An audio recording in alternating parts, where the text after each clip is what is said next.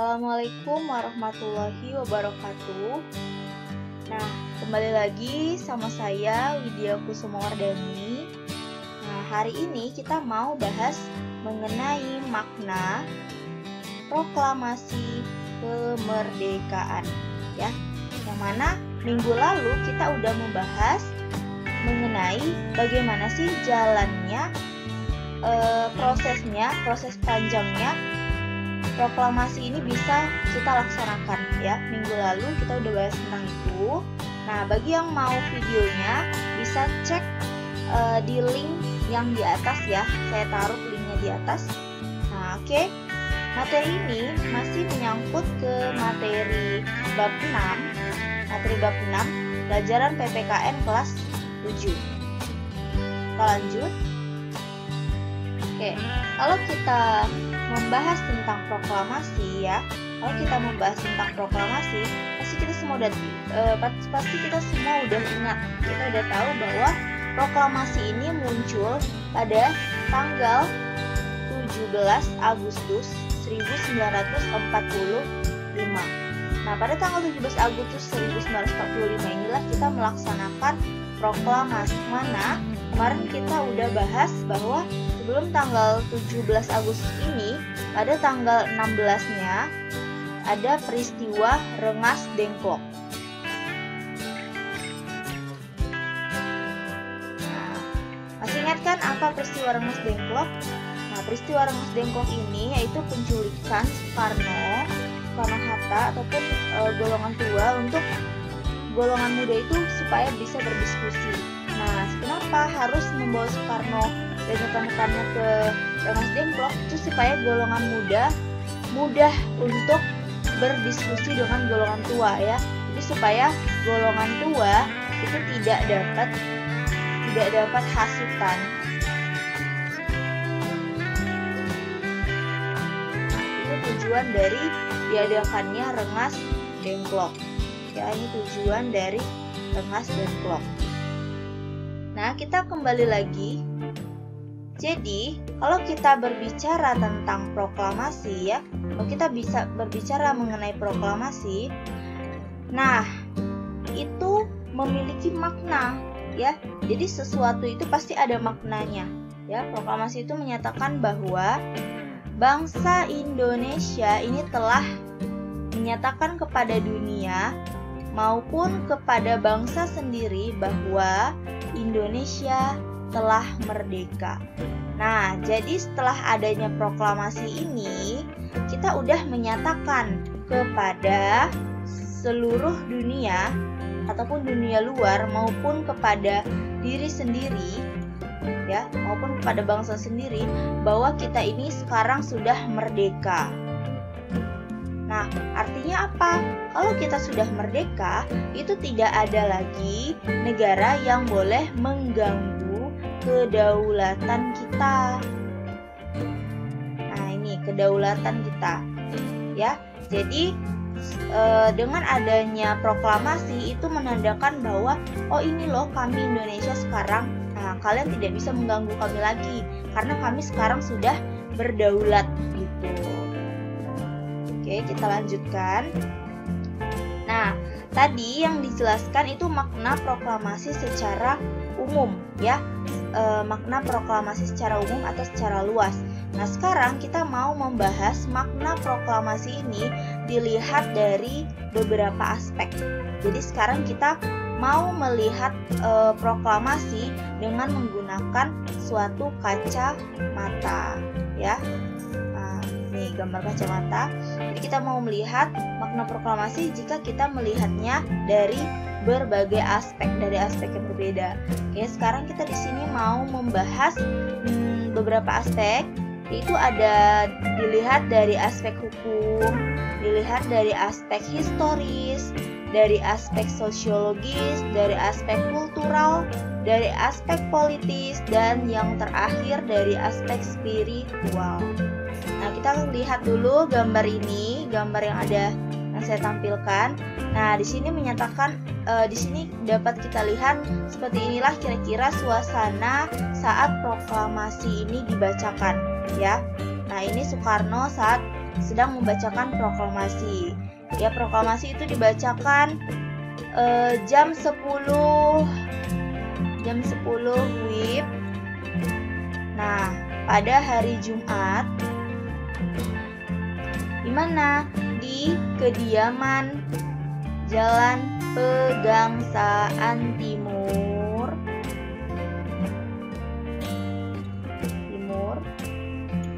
nomor berapa? Nomor 56 ya. Jadi proklamasi ini dibacakan pada hari Jumat jam 10 di Jalan Pegangsaan Timur nomor 56. Nah, ini kira-kira suasananya saat proklamasi sedang dibacakan. Jadi saat proklamasi sedang dibacakan, nah itu bendera merah putih juga sedang dikibarkan. Nah, siapa yang membuat bendera merah putih ini? Nah, bendera merah putih ini dijahit oleh Ibu Fatmawati, ya. Ibu Fatmawati. Siapa Ibu Fatmawati itu? Adalah istri dari presiden pertama kita, yaitu Insinyur Soekarno. Lanjut ya, ini yang aspek pertama itu kita lihat dari aspek hukum. Nah, aspek hukum. Nah, jadi di sini aspek hukum ini itu kalau kita bicara mengenai makna proklamasi, dilihat dari aspek hukum, itu kita berbicara mengenai penghapusan hukum Belanda dan menggantikan dengan hukum nasional. Maksudnya apa? Jadi, pada zaman penjajahan dulu, kita masih menggunakan hukum Belanda, ya. Nah, kita masih menggunakan hukum Belanda. Jadi, beberapa aturan yang digunakan ataupun yang diterapkan di Indonesia pada zaman dahulu itu menggunakan praktik hukum yang dibentuk oleh kolonial Belanda. Nah, jadi setelah kita melaksanakan proklamasi, nah ada nih maknanya kalau kita melihatnya menggunakan kacamata hukum. Nah, setelah kita melakukan proklamasi, itu kita sudah tidak menggunakan hukum Belanda lagi. Kenapa? Karena kita sudah mengganti hukum Belanda dengan hukum nasional. Gitu. Jadi kita sudah punya produk hukum sendiri. Namun hingga saat ini masih ada beberapa produk hukum yang kita serap, ya. Jadi kita masih menyerap produk hukum Belanda, ya. Kita serap produk hukum Belanda, tapi penyerapan ini masih tetap kita perhatikan atau kita sesuaikan. Nah, seperti itu ya, masih tetap kita sesuaikan. Nah, sekarang kita mau bahas mengenai aspek historis, ya. Kita bahas mengenai aspek historis. Oke, historis ini artinya adalah sama dengan sejarah, ya. Nah, historis itu sama dengan sejarah. Jadi kalau kita berbicara makna proklamasi dilihat dari aspek historis, itu kita berbicara mengenai titik akhir. Titik akhir itu apa? Berakhirnya, ya. Kita berbicara tentang berakhirnya penjajahan dan titik awal. Titik awal itu apa? Maksudnya adalah mulainya.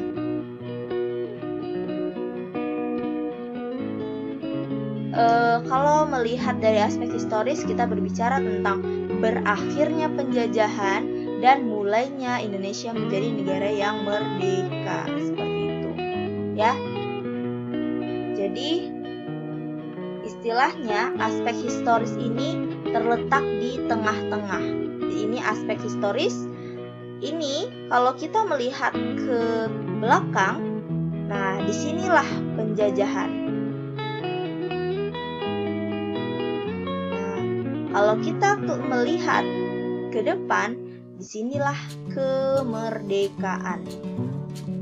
Nah, inilah aspek historisnya. Ya, gitu. Jadi, kalau kita lihat dari kacamata historis,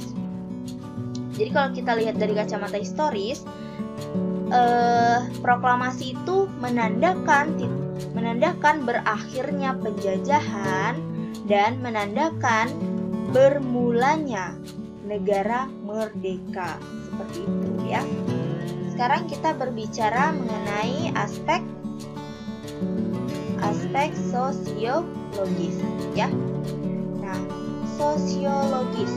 Kalau kita berbicara tentang sosiologis, ini gambar ini bisa mewakilkan penjelasan mengenai aspek sosiologis. Kalau kita melihat gambar ini, kira-kira bagaimana nih bentuknya atau bagaimana gambaran suasana jika kalian berada di dalam ini gitu ya. Pasti sangat menakutkan yang pertama.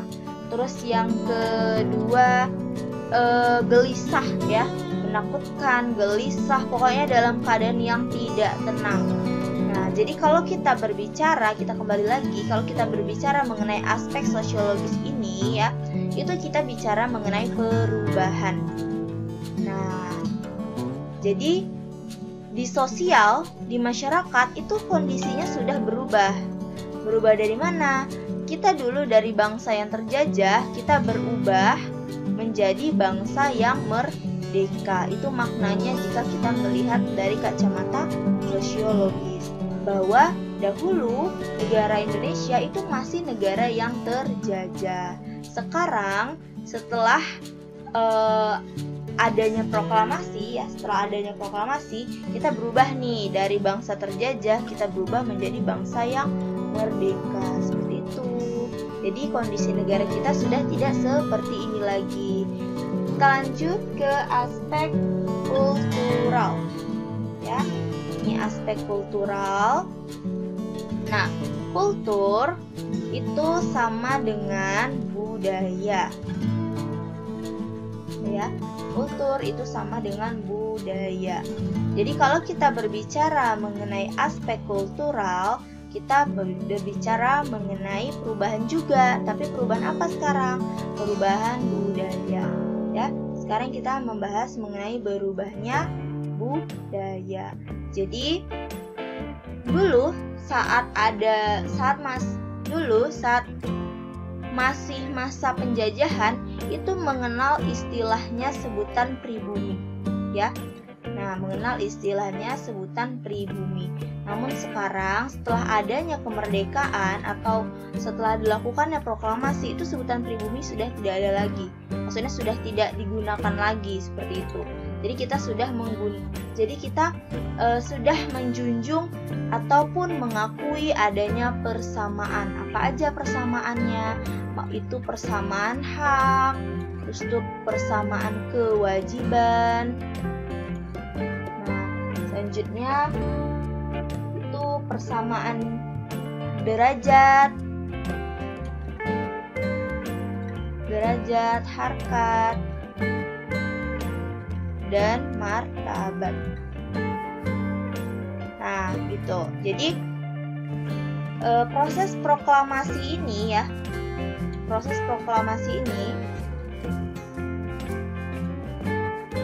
tidak semua ataupun tidak 100%.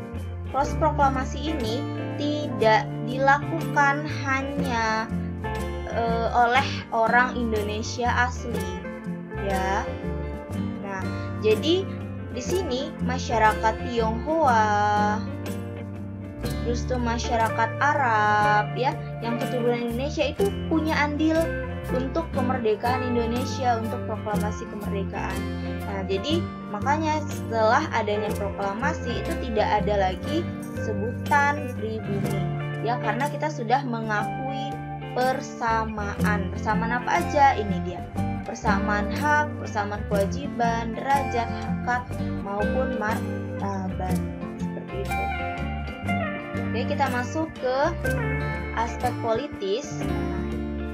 Sekarang kita mau berbicara tentang apa sih untungnya dengan adanya proklamasi itu Jadi yang paling berdampak dengan diadakannya proklamasi itu ini dia, ya, aspek politis. Kita di sini sudah memiliki kedaulatan, ya. Jadi bangsa kita itu sudah disebut bangsa yang berdaulat. Nah, jadi kalau dilihat dari aspek politis, ini Indonesia merupakan bangsa yang berdaulat, yaitu kita memiliki kedudukan yang sejajar dengan bangsa lain. Jadi kita sekarang sudah sama, kita sudah bisa mengikuti pergaulan dunia gitu, karena sudah tidak ada lagi yang mengekang bangsa kita, yang mengekang pergerakan bangsa kita.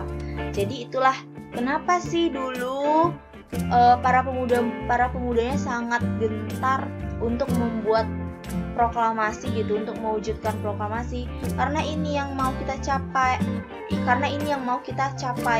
Ya, kita ingin Indonesia itu punya kedaulatan.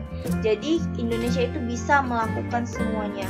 Jadi Indonesia itu berhak atas segala keseluruhan sumber daya yang ada di negaranya sendiri, tanpa ada tekanan ataupun campur tangan negara luar, seperti itu. Nah, selanjutnya yang terakhir ini adalah aspek spiritual, ya. Spiritual. Kita tidak bisa memungkinkan, ya, aspek spiritual. Nah, sebagaimana yang kita ketahui bahwa Indonesia ini adalah negara ketuhanan, ya. Jadi kita mengakui adanya Tuhan di Indonesia ini. Jadi dengan adanya kepercayaan itu, bahwa kita percaya dengan Tuhan. Nah, jadi kalau dilihat bagaimana sulitnya kehidupan kita pada zaman penjajahan, itu mungkin kita berpikir saat ini gimana bisanya kita merdeka seperti itu. Nah, jadi proklamasi ini juga tidak mungkin terjadi jika Tuhan tidak menghendaki.